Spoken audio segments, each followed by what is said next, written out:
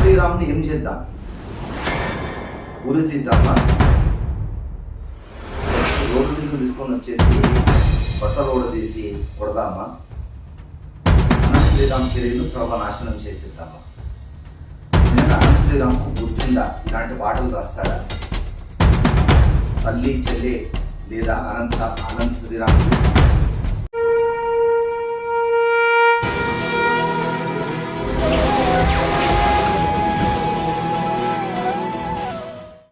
నమస్తే, నేను శ్రీకాంత్ శర్మ. హిందూ ధర్మచక్రం ఛానల్కి స్వాగతం. సనాతన ధర్మ విషయాల కోసం, ఆధ్యాత్మిక సమాచారం కోసం, దేశం కోసం, ధర్మం కోసం హిందూ ధర్మచక్రం ఛానల్ని సబ్స్క్రైబ్ చేసుకొని ఫాలో అవ్వండి. వీడియో నచ్చితే లైక్ చేయండి, కామెంట్ చేయండి. అనంత్ శ్రీరామ్ లిరిసిస్ట్, ప్రఖ్యాత సినీ గీత రచయిత, అద్భుతమైనటువంటి ఆణిముత్యాల లాంటి పాటలు రాసేటువంటి వాడు.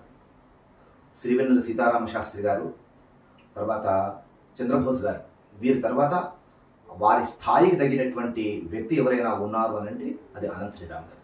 చంద్రబోస్ గారి కంటే కూడా అద్భుతమైనటువంటి రచనా శైలి అనంత్ శ్రీరామ్ గారిది.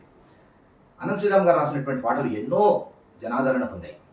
ఇటీవల సోషల్ మీడియాలో అనంత్ శ్రీరామ్ గారికి వ్యతిరేకంగా ఆయన రాసినటువంటి ఒక పాటను వ్యతిరేకిస్తూ ఆయనను ఇప్పుడు దుయ్యబడుతూ ఉన్నారు. ఇది సోషల్ మీడియా యుగం. నచ్చితే భుజానికి ఎత్తుకుంటారు, తలకెత్తుకుంటారు, నచ్చకపోతే అధఃపాతాలనికి తొక్కేస్తారు. ఈ ఎత్తుకోవడం, తొక్కడం అనేటువంటి విషయంలో సోషల్ మీడియా కూడా చాలా ఆచితూచి వ్యవహరిస్తూ ఉంటుంది. అన్ని విషయాల్లో ఉండదు. మరి సమాజంలో జరిగేటువంటి అన్ని విషయాల మీద కూడా ఈ విధమైనటువంటి స్పందన ఉండదు. ఎవరైతే ప్రఖ్యాతమైనటువంటి పేరు కలిగినటువంటి వారు ఉన్నారో అలాంటి వాళ్ళు ముఖ్యంగా వాళ్ళ కెరీర్ను సర్వనాశనం చేయాలని అంటే సోషల్ మీడియా బెస్ట్ ప్లాట్ఫామ్. ఇవన్నీ విషయాలు ఎందుకు చెప్తున్నాను, అసలు పాయింట్కి వస్తాను. పెద్ది సినిమా, రామ్ చరణ్ గారు హీరోగా నటిస్తున్నటువంటి సినిమా, శ్రీదేవి కూతురు జాహ్నవి ఇందులో హీరోయిన్. రిలీజ్కు సిద్ధంగా ఉన్నటువంటి ఈ సినిమాలో అనంత్ శ్రీరామ్ గారు ఒక పాట రాశాడు. ఈ పాటలో హీరో రామ్ చరణ్ గారు, హీరోయిన్లు జాహ్నవి మరియు శృతి హాసన్, వీళ్ళిద్దరు కూడా నటించారు. ఈ పాటలో సాహిత్యం కాస్త అశ్లీలంగా ఉంది. అశ్లీలంగా సాహిత్యం ఉంది కనుక ఖచ్చితంగా అనంత్ శ్రీరామ్ గారిని ప్రశ్నించవచ్చు. ప్రతి ఒక్కరి రైట్ అది. ఏంటి మొట్టమొదలు ఆ అశ్లీలతకు సంబంధించినటువంటి సాహిత్యం ఏంటంటే, వారానికి 1000 నా కోసం దాయి, నెలకోసరైనా నీకిస్తా హాయి, అరకాసులు తీయి అరవంకి లేగి, స్వర్గానికి దారి చూపిస్తాం వచ్చేయి, ఇంట్లో వంటే తింటుంటావా, హోటల్కో దాబాకో ఓసారి వెళ్ళి ముద్ద మింగి రావా. ఇవి ఆ పాటలో ఉన్నటువంటి సాహిత్యము, బూతు సాహిత్యం. ఇది నిజంగా అనంత్ శ్రీరామ్ గారు రాశారు అని అంటే నిజంగా నేను కూడా ఆశ్చర్యపోయాను. డబుల్ మీనింగ్ సాహిత్యం ఉంది. అసలు అనంత్ శ్రీరామ్ గారి సాహిత్యం అద్భుతమైనటువంటి సాహిత్యం. ఆయన మాటలే సాహిత్యంగా ఉంటాయి, మాట్లాడితేనే ప్రాసలు ఉంటాయి. అట్లాంటి అనంత్ శ్రీరామ్ గారు వయస్సు చిన్నది కానీ సముద్రం అంత జ్ఞానం కలిగినటువంటి వాడు. శ్రీవెన్నెల సీతారామ శాస్త్రి గారు 40 ఏళ్లకో కలం పెడితే, సినీ రంగ ప్రవేశం చేస్తే, అనంత్ శ్రీరామ్ గారు 25 ఏళ్ల లోపలనే సాహిత్య రంగ ప్రవేశం చేశారు. అనతి కాలంలోనే అద్భుతమైనటువంటి ప్రతిభను చూపించారు. పండితులతోటి శభాష అనిపించుకున్నాడు. అలాంటి అద్భుతమైనటువంటి రచనా శైలి, సాహిత్యం విలువలు ఆయన పాటల్లో ఉంటాయి. అలాంటి వ్యక్తి ఇప్పుడు చెప్పినటువంటి ఈ పాటలోని ఈ సాహిత్యం రాశాడు అని అంటే నిజంగా ఆశ్చర్యకరంగా ఉంది. సరే, ఈ పాట సాహిత్యాన్ని బట్టి ఇప్పుడు సోషల్ మీడియాలో అనంత్ శ్రీరామ్ గారిని దుమ్మెత్తిపోస్తున్నారు. అర్హత లేనటువంటి వాళ్ళు కూడా ప్రశ్నిస్తున్నారు. అర్హత లేనటువంటి వాళ్ళకి ఆలు కూడా సరిగ్గా రానటువంటి వాళ్ళు, 10 వేమన పద్యాలు రానటువంటి వాళ్ళు కూడా అనంత్ శ్రీరామ్ గారిని తిడుతూ పోస్టులు పెడుతున్నారు. కర్మ. అయితే నేను అనంత్ శ్రీరామ్ గారిని వెనకేసుకొని రావడం లేదు. ఇది ముమ్మాటికి ఈ సాహిత్యం చాలా జుగుప్సగానే ఉంది. మనం ఇంతకుముందు సింగర్ మంగ్లీ ఒక హిందీ సినిమాలో పాట పాడింది. దాని మీద కూడా హిందూ ధర్మచక్రం తరఫున వీడియో చేశాను, ప్రశ్నించాను. అక్కడ ఏమన్నానంటే, మంగ్లీ చేసింది పొరపాటు, మంగ్లీది తప్పు, చూసుకోకుండా అట్లా పాడడం అనేటువంటిది. కానీ ఆ ఒక్క పాటకు మంగ్లీ కెరీర్ నాశనం చేస్తామా, చేయవచ్చా అని అక్కడ ప్రశ్నించాను. అదే సందర్భంగా అనంత్ శ్రీరామ్ గారి విషయంలో కూడా అనంత్ శ్రీరామ్ గారిని ప్రశ్నించవచ్చు. అనంత్ శ్రీరామ్ గారి సాహిత్యంలో ఎవరైనా క్వశ్చన్ చేయవచ్చు. కానీ అనంత్ శ్రీరామ్ గారు కెరీర్ను పాడేసే విధంగా పోస్టులు పెట్టేటువంటి అధికారం ఎవరికీ లేదు. ఇప్పుడు సమాజంలో అదే జరుగుతుంది. ఎంత మంచి పనులు చేసుకుంటూ వచ్చినా కానీ ఒక చిన్న పొరపాటు చేస్తే అతన్ని ఒక దుర్మార్గుని కిందనే లెక్క కట్టేస్తూ ఉంది ఇప్పుడు సమాజం, మెయిన్గా సోషల్ మీడియా. నేనేమంటానంటే, మనిషి ఈ భూమి మీద పుట్టినటువంటి ప్రతి మనిషి వాడు మనిషే కనుక తప్పులు చేయడం సహజం. ఖచ్చితంగా తప్పులు చేస్తాడు. ఎందుకంటే ఇది మానవ పుట్టుక, ఇది కలియుగం కనుక తప్పులు చేయడం అనేటువంటిది జరుగుతూనే ఉంటుంది. కానీ వాళ్ళ బ్యాక్గ్రౌండ్ ఒకసారి పరిశీలించాలి. ఈ వ్యక్తి ఇలా తప్పు చేశాడు అంటే బ్యాక్గ్రౌండ్లో ఇలా ఎన్నో తప్పులు చేశాడా అని ఒకసారి పరిశీలన చేయాలి.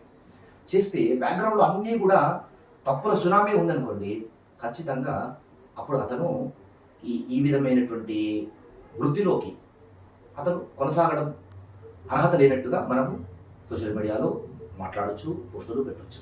కానీ బ్యాక్గ్రౌండ్లో అతని కెరీర్ చాలా బాగుండి ఎక్కడా కూడా మైనస్లు లేకుండా, ఎక్కడ మచ్చతునకలు లేకుండా, ఎక్కడ మచ్చలు లేకుండా కెరీర్ ఉండి ఎక్కడ వచ్చిన పొరపాటు చేశారనుకోండి, వాటిని పట్టుకొని లాగకూడదు. కోడిగుడ్డు మీద ఈకలు లాగినట్టుగా లాగకూడదు. దాన్ని వదిలేయాలి, మందలించాలి. మన ఇంటి వాడు అన్నట్టుగా మందలించాలి, నా కుటుంబ సభ్యుడు అన్నట్టుగా జాగ్రత్తలు చెప్పాలి. నువ్వు అభిమానించేటువంటి వ్యక్తిగా ప్రశ్నించాలి. కానీ దుమ్మెత్తిపోయడము, దూషణలు చేయడము, దుర్భాషలాడడం అనేటువంటిది నైతికమైనటువంటి మానవుడు చేసేటువంటి పని కాదు. అలా చేయకూడదు. వాళ్ళ కెరీర్ని ఒకసారి మనం ఆలోచించుకోవాలి. కనుక అనంత్ శ్రీరామ్ గారు చేసినటువంటి పనిని ప్రశ్నించాలి, కానీ ఆయన కెరీర్ నాశనం అయ్యేట్టుగా మీడియాలో పోస్టులు చేయడం అనేటువంటిది బాధిస్తున్నటువంటి అంశం. కేవలం అనంత్ శ్రీరామ్ గారి విషయంలో మాత్రమే కాదు, ఎవరైనా సరే. ఇటీవల సామవేదం షణ్ముఖ శర్మ గారు సాయిబాబా గారి గురించి ఆయన అభిప్రాయాన్ని ఆయన వ్యక్తం చేశారు, కానీ సాయిబాబాను దూషించలేదు. సామవేదం వారు సాయిబాబా పట్ల అభిప్రాయాన్ని వ్యక్తం చేశారు, సాయిబాబాని దూషించలేదు. ఆ వీడియో బయటికి వచ్చిన తర్వాత కొంతమంది పనిగొట్టుకొని మరి, అందులో అగ్రహారం రాఘవ లాంటి సన్నాసులు, అతని బ్యాచ్, వీళ్ళు సామవేదం వారు ఈ ప్రవచన రంగంలోకి రాకముందు సినీ ఫీల్డ్లో ఉన్నటువంటి వారు. ఆయన సినిమా పాటలు, ఎన్నో సినిమా పాటలు రాశారు. అలా సినిమా పాటలు రాసినటువంటి ఒక సాహిత్యాన్ని, అదేవిధంగా సాయిబాబా మీద రాసినటువంటి ఒక కవచాన్ని వాటిని బయటకు తీసుకొని వచ్చి సామవేదం వారిని ట్రోల్ చేస్తూ ఉన్నారు. అరే నాయన, సినిమా ఫీల్డ్లో ఉన్నటువంటి వ్యక్తి బయటికి రావాలి అంటే చాలా కష్టం. అది అలాంటి ఫీల్డ్. అది ఒక్కసారి అందులో కాలు పెడితే లాగేసుకుంటుంది సినిమా ఫీల్డ్. సినిమా ఫీల్డ్ అటువంటిది, ఒక మాయా ప్రపంచం, ఒక రంగుల ప్రపంచం. అందులోకి దిగితే అందులో వచ్చేటువంటి సంపాదనకి, అందులో వచ్చేటువంటి పేరుకి అది లాగేసుకుంటుంది. మనిషి అందులో నుంచి బయటపడడం అనేటువంటిది చాలా కష్టం. అందుకే ఓ సందర్భంలో సిరివెన్నెల సీతారామ శాస్త్రి గారి గురించి త్రివిక్రమ్ శ్రీనివాస్ గారు ఒక మాట అన్నారు. సిరివెన్నెల గారు తెలుగు సినిమా ఇండస్ట్రీలో ఉండడం మన అదృష్టం, ఆయన దురదృష్టం అన్నాడు.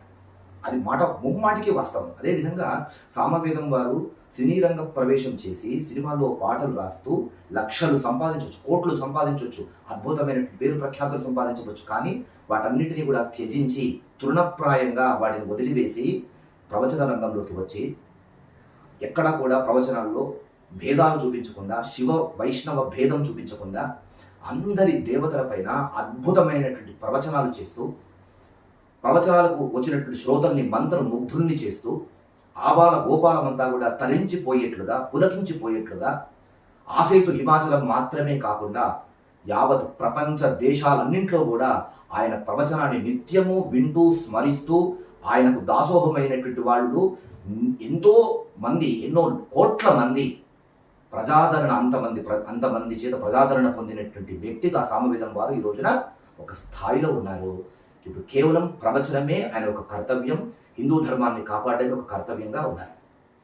అలాంటి వ్యక్తులు పొరపాటుగా ఏవైనా చిన్న చిన్న పొరపాటుగా ఏవైనా చేస్తే వాటిని పట్టుకొని మీరు వేలాడుతూ ఉన్నారని అంటే అది మీ దరిద్రం, మీ యొక్క లక్షణం ఎట్లుంది అని చెప్పడం అన్నమాట.